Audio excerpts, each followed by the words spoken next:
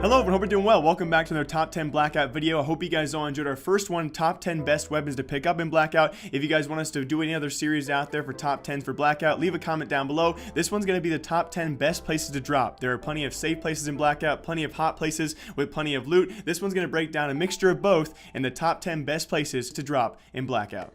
And coming at the number 10 spot is Newtown Tunnel. Newtown can be a pretty popular drop depending on the flight path for your game, but one area of Newtown has a ton of equipment and normally much less competition. If you land at the small bay in the south end of Newtown Island, you can drop directly into the tunnel complex under Newtown. This complex normally offers a huge amount of weapons, armor, meds, so it's a great way to gear up fast and get ready for a fight. Just be aware that the complex has some hatch entrances all around Newtown itself, so you won't have the complex to yourself forever, so always be aware, but when the fighting does actually start, you have your choice of weapons and meds and at least level 1 armor most of the time.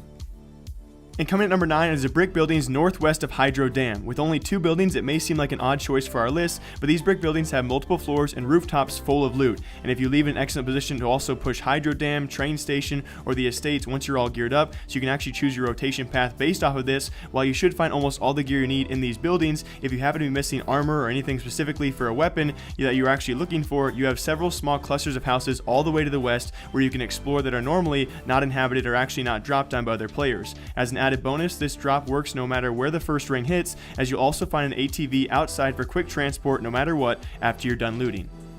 At number 8, I chose the houses north of firing range. Obviously one of the hottest drops in almost every match of Blackout you play, but the small cluster of houses just north of the range is normally uncontested. With enough houses and garages to normally scrounge up several good weapons, some meds, and even some armor, you can get geared up quickly thanks to how close all the buildings are to each other. Afterwards, you're in a prime position to either push into firing range if you want to clear up all the stragglers, or over to the train station. Just be sure to look around as you drop to watch out for people who miss their drops on firing range, and therefore then go turn to these houses, because you'll be there as well.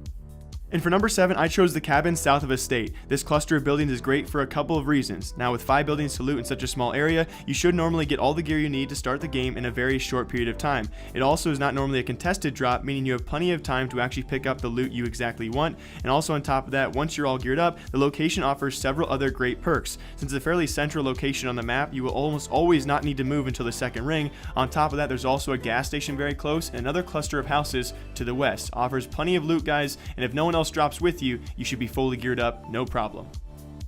And number 6 might be a more popular place, the ship at cargo docks. Now, it's usually a semi-hot drop depending on what your flight path necessarily is, but the ship at cargo docks normally has little or no competition for loot. The containers all over the deck are not only full of weapons, armor, and other gear, but they also provide you with a cover for anyone looting at the actual docks. In fact, it's often impossible to tell if anyone is even on the ship when you're running around on the docks. So you get to loot in relative safety, and when you're done looting, you have the high ground over all the people who are down on the docks. You can choose to engage, or of course, run on your merry way.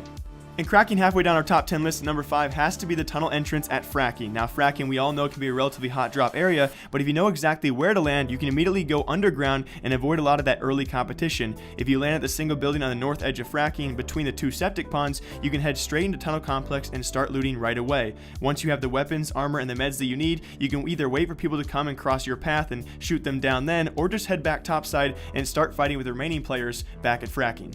And with number 4 comes the river houses west of Turbine. While Rivertown can also be a very hot drop, you're kind of noticing a subtle occurrence here. We're going to choose a lot of clusters just shortly away from hotspots out there, and river houses are definitely going to be one of those. They're not usually contested though, because they're slightly off that main drop path. While still being really close to the action, you have plenty of 3-story houses, multi-story houses, and also 2 boats to loot. You should definitely exit this area fully geared up, and if you happen to get unlucky in your looting, there's another neighborhood just south of this drop to loot, or you can actually use the river as cover and swim across the river. Either way, you should leave this area in a great position to push into Rivertown and get in on that action.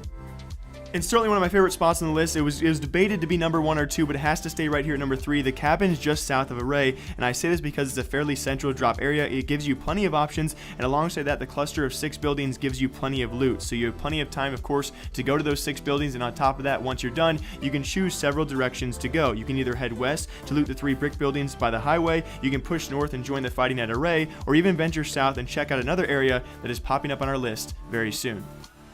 And at the runner-up spot number 2 on our list, guys, has to be the houses southwest of Graveyard. Now, this little cluster of 5 houses includes a 3-story house with a hole in the roof, making, of course, dropping down a lot easier, while it's probably the most isolated drop on the entire list, being far south of Asylum and also north of Turbines. There is normally an ATV outside just in case to get you wherever you want to go once your looting is done. You'll also rarely run into any competition while you loot, and with a big multi-story house and even 4 more cabins right next to each other, you should be able to rack up a lot of loot in a very short amount of time. And if you do end up missing something that you wanted to pick up, you're also very close to another group of buildings just to the southeast, so you should leave this drop fully geared up no matter what.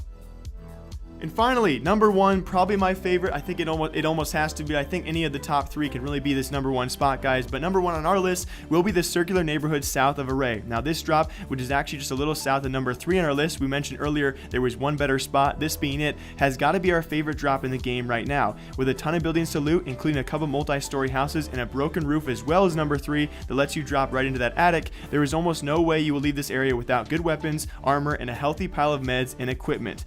We almost always saw no one drop with us when we actually had this test spot as well. We hope this list does not ruin this spot for all of you, but as always, this has actually been our top 10 best places to drop in Blackout. Once again, if you guys want another top 10 list, please comment down below what you'd like to see next. We have plenty of ideas and definitely want to do some more top 10 Blackout lists for all of you. We hope you guys all enjoy. As always, we'll see you next time.